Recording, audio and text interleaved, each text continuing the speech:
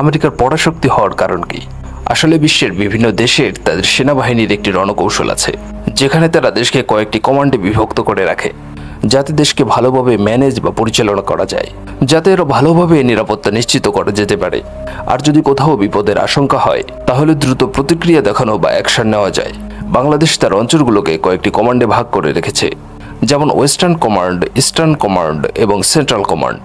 একইভাবে ভারত, চীন এবং রাশিয়াও তাদের অঞ্চলগুলোকে বিভিন্ন কমান্ডে ভাগ করে রেখেছে। প্রতিটি বড় শক্তিশালী দেশ তার অঞ্চলগুলোকে কমান্ডে বিভক্ত করে রাখে, যাতে বেটার নিরাপত্তা বা সুরক্ষা নিশ্চিত করতে পারে। কিন্তু আমেরিকা এমনটা করে না, বরং আমেরিকা পুরো বিশ্বকে আলাদা আলাদা কমান্ডে ভাগ করে রেখেছে। যেমনটা আপনারা দেখতে পাচ্ছেন, একে বলা হয় ইউনাইটেড কম্ব্যাটেন্ট কমান্ড, যেখানে আমেরিকা বিশ্বকে মোট 60টি কমান্ডে বিভক্ত করে রেখেছে।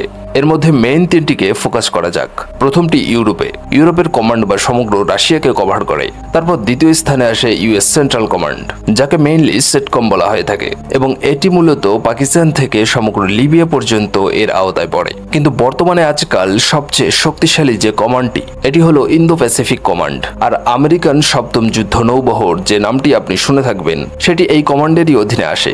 এভাবে সম্পূর্ণ বিশ্বকে বিভিন্ন কমান্ডে ভাগ করে নেওয়ায় আমেরিকা যে সবচেয়ে বড় সুবিধাটি পায়, সেটি হলো যদি দুনিয়ার কোথাও কোনো দেশে এমন কোনো ঘটনা ঘটছে বা ঘটে যাতে মার্কিন স্বার্থের ক্ষতি হয়, তাহলে আমেরিকার প্রেসিডেন্ট অবিলম্বে প্রথমে দেখবেন সেই দেশটি কোন কমান্ডের আন্ডারে রয়েছে, এবং তারপর সেই কমান্ডের কমান্ডারকে ফোন করে প্রয়োজনীয় সামরিক ব্যবস্থা নিতে বলবেন।